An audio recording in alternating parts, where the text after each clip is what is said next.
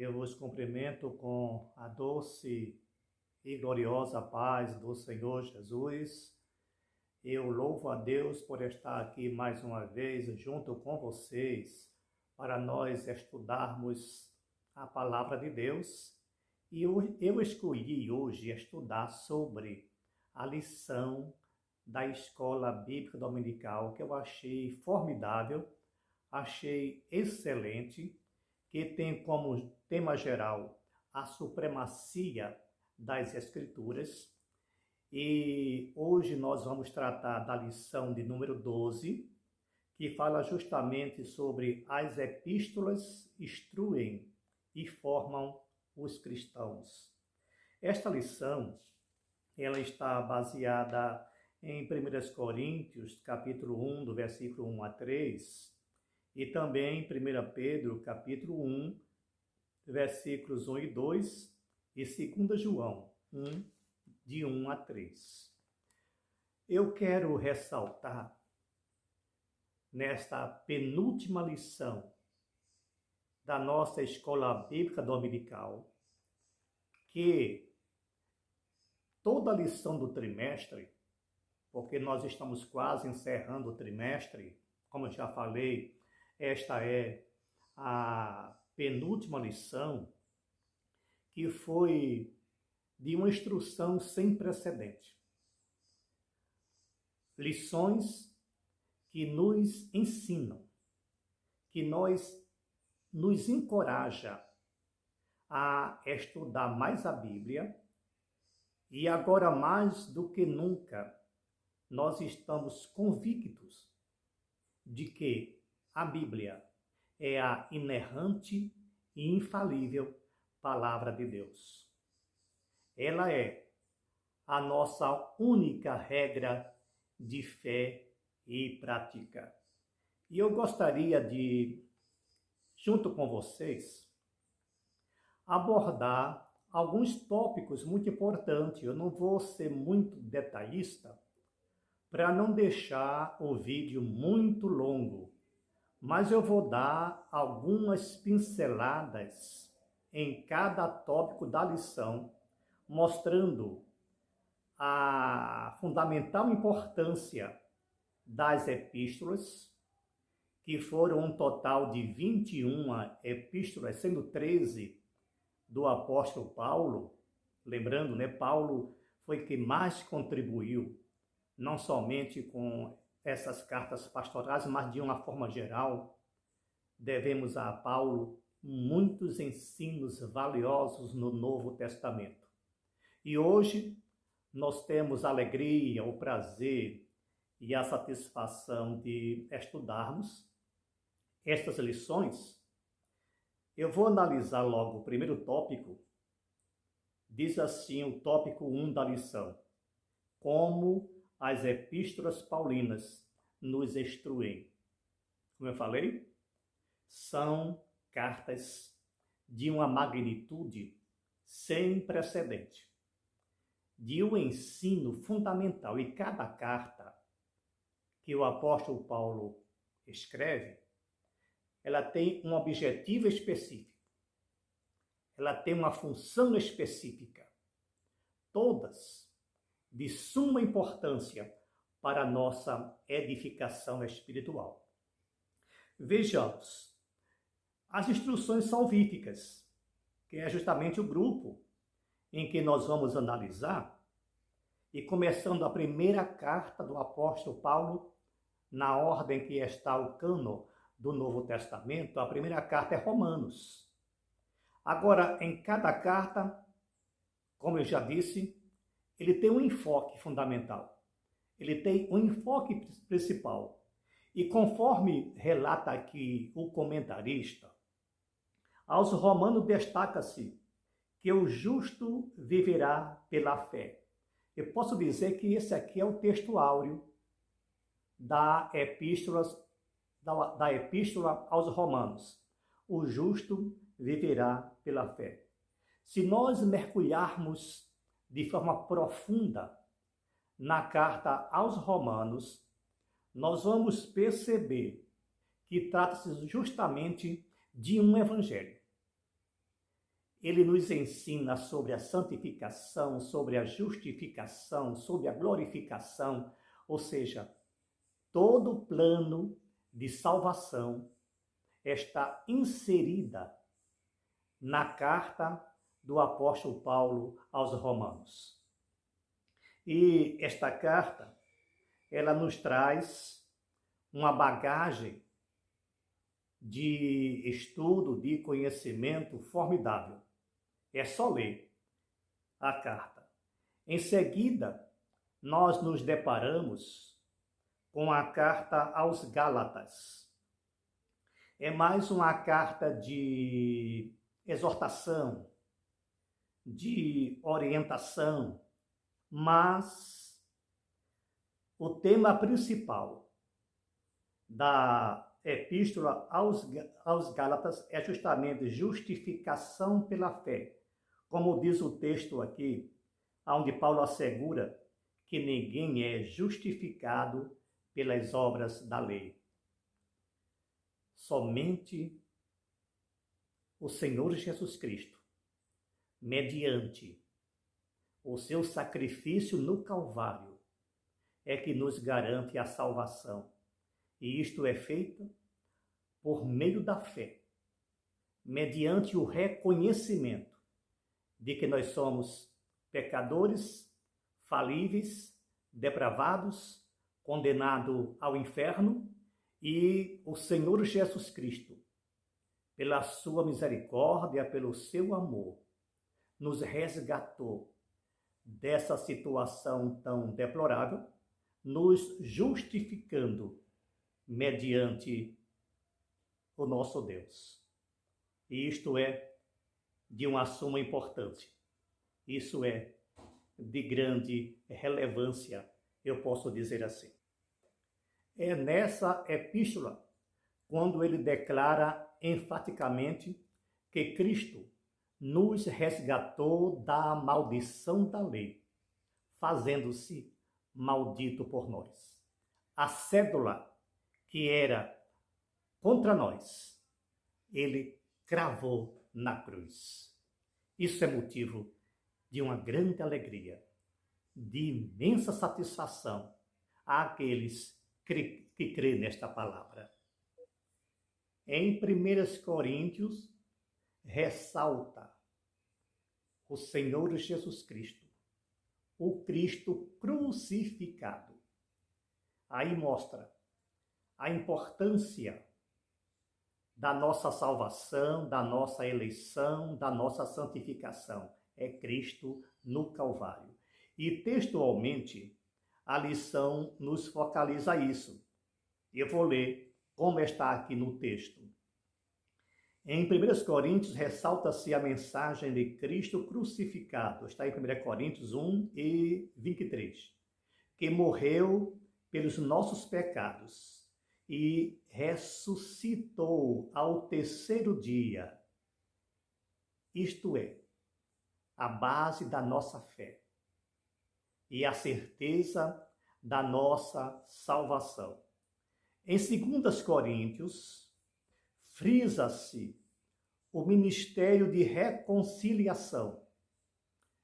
Em 2 Coríntios, o apóstolo Paulo nos mostra que nós éramos perdidos, estávamos distantes de Deus, estávamos condenados à morte, mas Cristo promoveu a reconciliação com Deus. Ele reconciliou a raça humana com Deus, os seus eleitos com Deus. Mas foi Deus quem tomou a iniciativa de nos salvar. Sendo ele a parte ofendida, mas foi ele quem buscou a nossa reconciliação. Foi o homem quem rompeu com Deus. Foi o homem que distanciou de Deus. Foi o homem que quebrou o vínculo com o Criador. Mas foi Deus, pelo grande amor, porque no Evangelho de João é dito isso. Deus amou ao mundo de uma tal maneira que deu o seu Filho unigênito, para que todo aquele que nele crê não pereça, mas tenha a vida eterna. Então foi justamente isso que Cristo fez.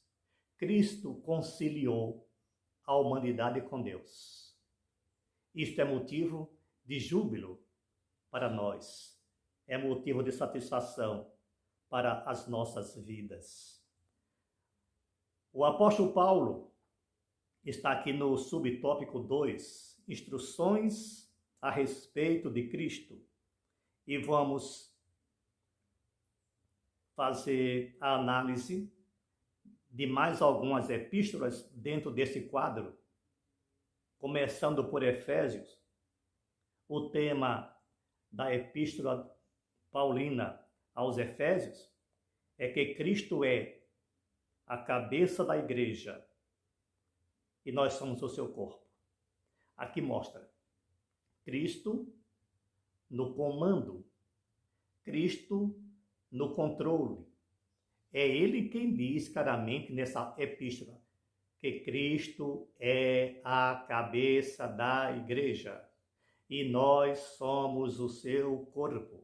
Se ele é a cabeça, é ele quem dirige, é ele quem rege, é ele quem comanda, é ele quem sustenta, é ele quem raciocina, é Cristo que pensa pela igreja.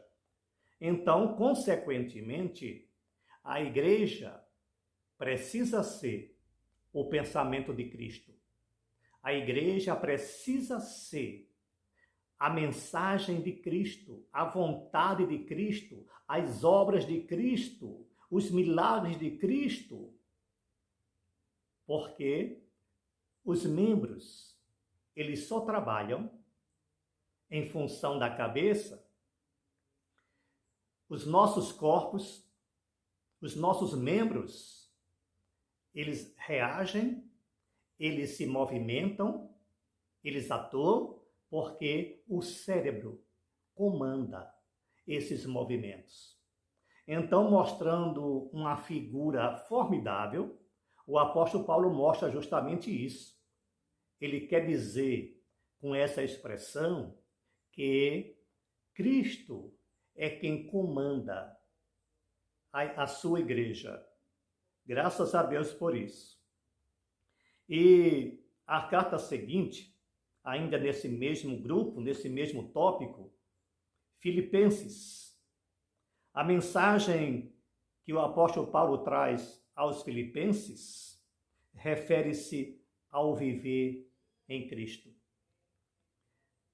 No meu pensamento, a Epístola dos Filipenses é uma das epístolas mais lindas. O apóstolo Paulo estava na prisão, mas foi justamente na prisão que ele escreveu uma carta cheia de doçura, cheia de alegria. Muitos comentaristas até afirmam que a carta aos Filipenses é a carta da alegria. E nessa carta, o apóstolo Paulo, ele fala isso: regozijai-vos sempre no Senhor. Outra vez digo, regozijai-vos. É nessa carta que ele mostra a comunhão, a integração, a unidade, o prazer, o gozo. Em vários tópicos, nessa epístola, o apóstolo Paulo mostra a fundamental importância da alegria, do gozo e da comunhão com os irmãos e consigo mesmo. E diz aqui o tópico, ele é o segredo da verdadeira alegria e o modelo da vida do salvo. Isso é uma verdade incontestável. Em Colossenses, que também eu considero uma das cartas mais espetacular, Paulo sublinha que a nossa vida está escondida em Cristo.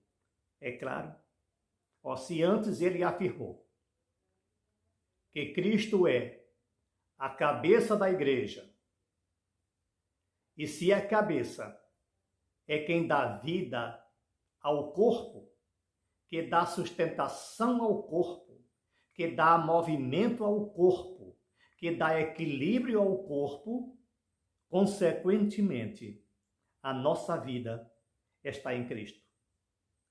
Nós vivemos em Cristo e vivemos para Cristo.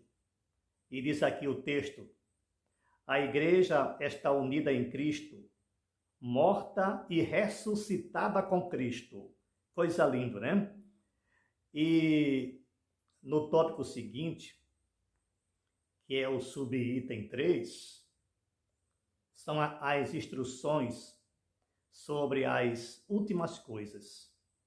E aqui nós ressaltamos a carta aos Tessalonicenses. Em 1 Tessalonicenses, Paulo ensina sobre o retorno de Cristo. Ele enfatiza o arrebatamento da igreja e mostra que isso vai ser feito num abrir e fechar de olhos. É um ensino doutrinário também importantíssimo.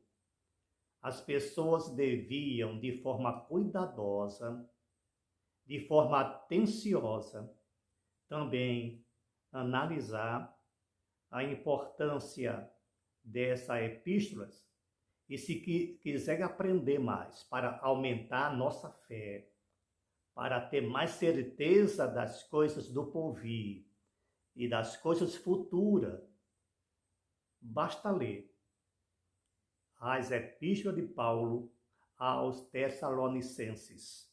Na epístola de número 1, ele fala justamente o retorno do Senhor Jesus Cristo para arrebatar a sua igreja. Na segunda epístola aos Tessalonicenses, o apóstolo Paulo esclarece que após o arrebatamento da igreja, que é justamente o dia do Senhor, iniciará a manifestação visível do anticristo. Seguirá com a grande tribulação. Isto é muito sério. Isso é um assunto escatológico, aonde o apóstolo Paulo enfatiza muito bem nessas duas cartas. É só ler com cuidado. Se a gente lê de forma pensante, de forma calma, é só ler que vai descobrir coisas formidáveis. Não precisa ser um exegeta, nem uma hermenêutica, é só ler. O apóstolo Paulo, nessas duas epístolas, ele é muito enfático, ele é muito claro. É somente ler, analisando o que diz esse apóstolo. Tem tanta gente criando coisa, inventando coisa, acrescentando, tirando, mas não é necessário. A carta está muito clara. Vamos ler cuidadosamente. No tópico seguinte, nós encontramos, ou seja, o subitem 4 da lição da EBD, a nossa penúltima lição. Nesse último, ou melhor, nesse quarto tópico, nós encontramos as instruções pastorais e pessoais. Aqui, o apóstolo Paulo está escrevendo para os pastores. Agora eu quero abrir um parênteses e mostrar uma curiosidade. Observa que em todas as epístolas do apóstolo Paulo, ele se apresenta. E ele começa dizendo: Paulo, apóstolo do Senhor Jesus Cristo, etc. Em seguida, graça e paz do nosso Senhor Jesus Cristo. Quando ele escreve para os pastores, então ele acrescenta misericórdia. Graça, misericórdia e paz. Observem isso. graça e paz. De uma forma geral, ele fala para as igrejas. Mas quando a carta é específica para o pastor, então ele escreve graça, misericórdia e paz. Depois vocês vão saber por quê. A importância de ser pastor, a responsabilidade de ser pastor, o cargo, o peso em ser pastor, que por sinal eu editei um vídeo a respeito de alguns pastores, alguns não, de muitos pastores que estão morrendo de forma tão cruel, né? Tirando a própria vida, eu posso dizer assim. E neste vídeo eu analiso os porquês. Por que isto está acontecendo? Porque o povo, ele só sabe jogar pedra, só sabe acusar, só sabe criticar. Mas vamos analisar as causas. E no vídeo, é um vídeo anterior a este, vocês podem observar que nesse vídeo nós vamos mostrar os porquês da morte de alguns pastores. Bom, mas seguindo adiante, no subitem 4 da nossa lição, o apóstolo Paulo escreve a primeira carta a Timóteo. 1 Timóteo, nesta epístola, Paulo orienta o combate às heresias. Paulo orienta justamente sobre a questão doutrinária. O apóstolo Paulo, ele ensina ao jovem pastor Timóteo que ele deve combater as falsas doutrinas. Ele deve combater as heresias. Ele deve ensinar a sã doutrina. Vocês podem ler, podem observar lá em 1 Timóteo, capítulo 1, versículo 3, versículo 9 e versículo 10. Ele está justamente uma das coisas que ele mostra para Paulo, em primeiro lugar. Ele deve ser uma pessoa capacitada. O obreiro, o pastor, o ministro, ele tem o dever, ele tem a obrigação de conhecer a palavra de Deus. Foi justamente isso que ele mostrou para Timóteo. Persiste em ler, mas também cuidar da doutrina. Tem cuidado de ti mesmo e da doutrina. Isso é fundamental para aqueles que foi chamado. Ele tem que ser uma pessoa apta a ensinar. É o que ele mostra justamente nessa epístola. E quando eu disse que as pessoas, os obreiros, eles devem combater as falsas doutrinas, a igreja precisa tomar uma posição. Os pastores precisam tomar uma posição no que diz respeito à divulgação de heresias, de falsa doutrina. Uma certa vez eu vi, aqui no canal mesmo, quando uma pessoa estava combatendo um falso profeta, estava mostrando as suas heresias, e alguém escreveu lá no comentário: você deve parar com isso e pregar o evangelho. Oh, que santa ignorância! Será que isso não é pregar o evangelho, meu nobre amigo, irmão, eu não sei, não lembro? Será que isso não faz parte do evangelho? Aqui está mostrando justamente, o apóstolo Paulo está ensinando a Timóteo que ele precisa combater a falsa doutrina. Então nós temos que reagir. Se alguém falar asneira na internet, nos meios de comunicação, nós temos o dever de refutar e de ensinar a verdade. E quantas besteiras a gente ouve nesses meios de comunicações, e aqui para nós. Parece que essas pessoas é quem tem mais seguidores, mais inscritos, mais adeptos. É porque o povo não lê Bíblia. O povo não conhece a palavra de Deus. O povo não busca a verdade. E é muito fácil receber somente sem questionamento. Observa, questiona, analisa, acompanha a Bíblia. Eu volto a dizer, a Bíblia é a nossa única regra de fé e prática. Se sair disso, é duvidoso. É bom frisar isso.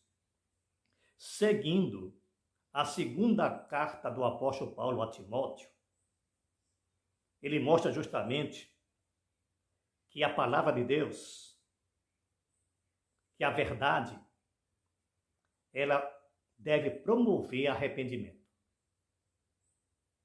É o que diz aqui o texto.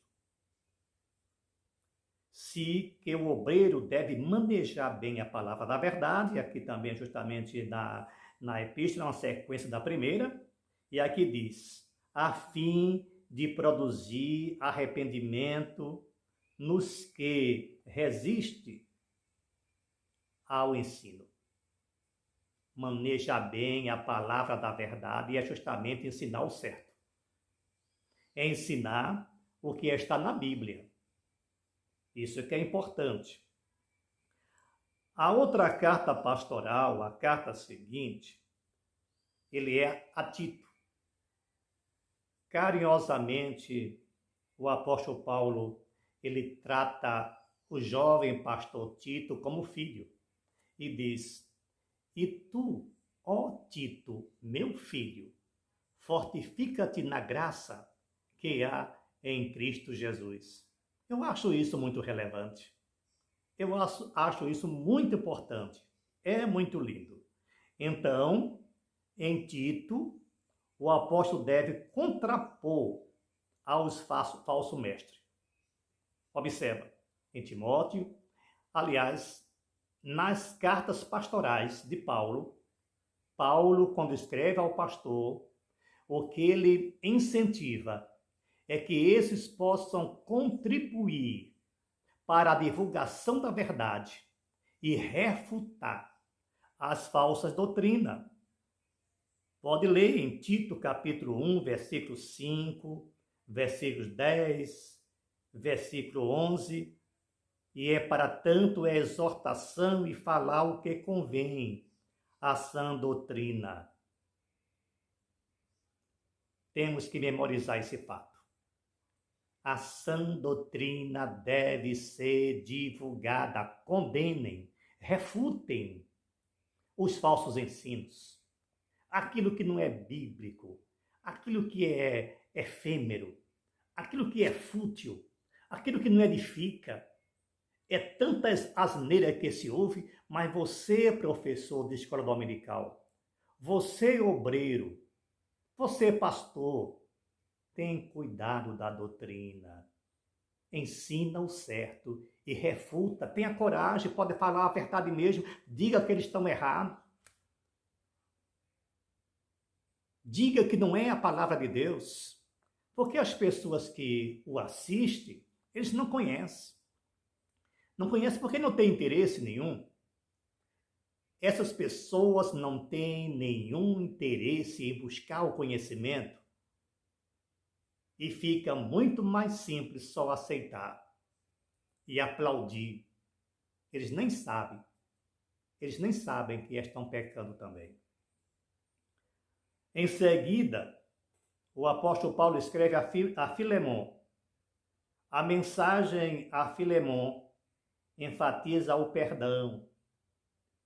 Perdão, o transgressor arrependido deve ser recebido mais do que um servo, mas como um irmão, deve ser recebido com amor. Filemon, capítulo 1, versículo 16. Veja como é instrutivo. Vejam como é formidável. Veja como é excelente estudar as epístolas. É um evangelho sem precedente. O perdão, o amor. Aqui ele conta a história de um escravo que fugiu e o apóstolo Paulo pede para que o patrão receba com alegria, com perdão, porque ele estava arrependido. Nós, às vezes, fazemos muita festa quando um pecador não crente aceita Jesus como seu Salvador. É tanto abraço, é tanta alegria, é tanto cumprimento. Mas quando um dos nossos irmãos peca e se arrepende e volta para a igreja, é recebido com desdém. Que evangelho é esse?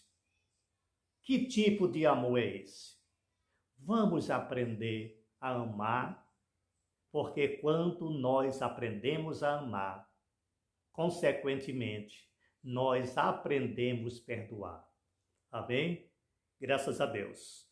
O segundo item da nossa lição, item 2, como as epístolas gerais nos formam. Eu enfatizei aqui de forma bem sintética, bem superficial, sobre as epístolas do apóstolo Paulo. E aqui tem o que nós chamamos de epístolas gerais, que são outros obreiros, são outros pastores que escrevem, no caso de Pedro, no caso de João, e começando com 1 Pedro, na sua epístola, ele aborda o sofrimento do cristão, 1 Pedro 1:6. Ele ensina que as provações fortalecem a fé. Tem crente que acha que não deve passar por sofrimento, por provação, não deve sofrer, e até os hereges que pregam que quando alguém está sofrendo, está em pecado. Que absurdo! Lê 1 Pedro, leia a carta de Pedro e você vai aprender que é no sofrimento, que é nas tribulações, que nós adquirimos resistência, adquirimos força, adquirimos inteligência. As provações às vezes são necessárias, porque quando a pessoa sem recebe, sem passar por nada, às vezes não valoriza aquilo que Deus nos deu. A segunda epístola de Pedro, a mensagem faz alerta aos ensinos dos falsos mestres. Olha agora não é mais Paulo, é Pedro. Pedro ensina, orienta que nós devemos combater aos falsos mestres, tais como aqueles que negavam a divindade. Tem gente até que prega que Jesus não é Deus. Tem crente até que pensa isso. Porque é tanto ensinamento, sem base bíblica, sem fundamento, que se transmite por aí, que as pessoas ficam até perdidas. Mas é só seguir a Bíblia. Quem tem a Bíblia, quem lê a Bíblia, não se perde não. Não se embaraça, não se destrói, porque a mensagem edificante, a mensagem de amor, está justamente nas indeléveis páginas da Bíblia Sagrada. Então, no tópico 2, do item 2 também, nós encontramos as epístolas de João. 1 João, 2 João, 3 João. Essas epístolas, elas são também de um ensino incrível. 1 João adverte sobre o falso ensino que negava a encarnação de Jesus Cristo. Tinha gente naquela época pregando isso. O que é que João fez? Ele combateu. esses falsos ensinos. O que é que nós estamos fazendo com tanto falso ensino no nosso meio, nas redes sociais, nos meios de comunicação, e ninguém faz nada? Precisamos refutar isso. Segundo João, as heresias do ceticismo e os gnosticismo são novamente refutados. Observa. Veja como se combate na Bíblia. Eu volto a explicar o que eu disse anteriormente. Uma pessoa cheia de, eu vou usar a palavra aqui, ignorância. Quando uma irmã, no seu canal do YouTube, ela estava refutando os ensinos de uma herege, alguém escreveu que ela não devia falar de ninguém e pregar o evangelho. Até parece que aquilo não era a Bíblia. Oh, criatura abençoada, vai estudar a Bíblia. Em 3 João destaca-se a fidelidade de dois servos de Deus, por sinal, de Caio e Demétrio. Com a fidelidade desses servos de Deus, nós aprendemos coisas excelentes, que não vou tecer muito comentário sobre isso para não ficar muito extensivo. E o item 3, o subitem 3, fala de mais cartas, as outras cartas gerais. Observa como foi dividida a lição, ela como foi repartida. Primeiro, as 13 epístolas paulinas, divididas em grupos. Em seguida, nós encontramos as epístolas pastorais ou cartas pessoais. Ou seja, Paulo escrevia especificamente para alguma pessoa, que foi o caso de Filemon, foi o caso de Tito, o caso de Timóteo. Ele escrevia para esses. As outras epístolas gerais é justamente a epístola aos Hebreus, feita para a igreja. Nós não conhecemos qual foi o autor aos Hebreus. Ninguém descobriu, há conjecturas, mas ninguém sabe, na realidade, quem escreveu a carta aos Hebreus. E também as cartas de Pedro, são 2 cartas. E as outras epístolas, epístola de João, que ele fez 3 cartas. E mais outras cartas gerais, que é de Hebreus e Tiago. A carta de Hebreus, quem estudar Hebreus, vai conhecer muito bem o Velho Testamento, porque o escritor dessa epístola, ele dá uma aula sobre a cultura judaica, sobre o Velho Testamento, sobre o rito do Velho Testamento. Ele mostra ou faz uma analogia entre os 2 sacerdócios, faz uma analogia entre a lei e a graça e faz uma linda comparação justamente entre Cristo e a lei no Velho Testamento. Ele ensina claramente que tudo agora está em Cristo. A gente não precisa mais executar, promover o rito do Velho Testamento, porque aquilo passou. Agora nós estamos em Cristo e o Senhor Jesus, ele nos deu um outro ensino em termos de rito, em termos de emblema. Eu não preciso mais sacrificar animais, porque Cristo já se sacrificou por nós. Aquilo lá era um símbolo. mas tudo foi realizado em Cristo. Aquelas festas apontavam para Cristo. Então eu não preciso mais celebrar Pentecostes, Páscoa ou qualquer uma outra festa, porque tudo já foi realizado em Cristo. Vamos ler a carta aos Hebreus? Ela é muito linda. Ela não vai nos encher de conhecimento. Glória a Deus. E a carta a Tiago. Tiago, ele mostra a fé sem as obras é morta. Esse aí é o texto áureo. Fé sem obra é morta. A salvação é pela fé. Mas você não vai deixar de praticar a obra. O evangelho é prático. O amor é dinâmico, o amor é prático. Eu não posso dizer que tenho fé, porque nós somos salvos pela fé. Porque tem gente que pensa, não fazer mais obra não, porque a salvação é pela fé.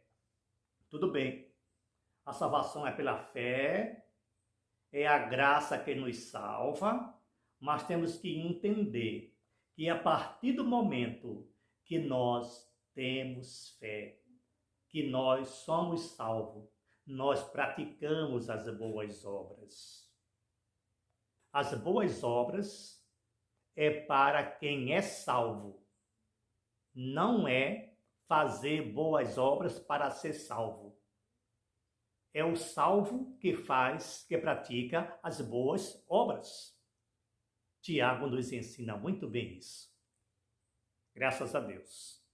Eu louvo a Deus por esse ensinamento tão maravilhoso, tão formidável, tão excelente, tão grandioso, que se nós soubéssemos a riqueza, a beleza, a grandeza que encerra essas epístolas, essas cartas, nós estaremos sempre mergulhando nesses ensinos. A verdade é que as pessoas, na sua grande maioria, não gostam de ler Bíblia. Mas vamos estudar para nós não sermos absorvidos por falsa doutrina. Se você quer ter alicerce, se você quer ter base, se você quer ter fundamento, estuda a palavra de Deus, que você será um vencedor. Que Deus nos abençoe e que a sua grandiosa palavra seja uma constante em nossas vidas. Amém? Graças a Deus.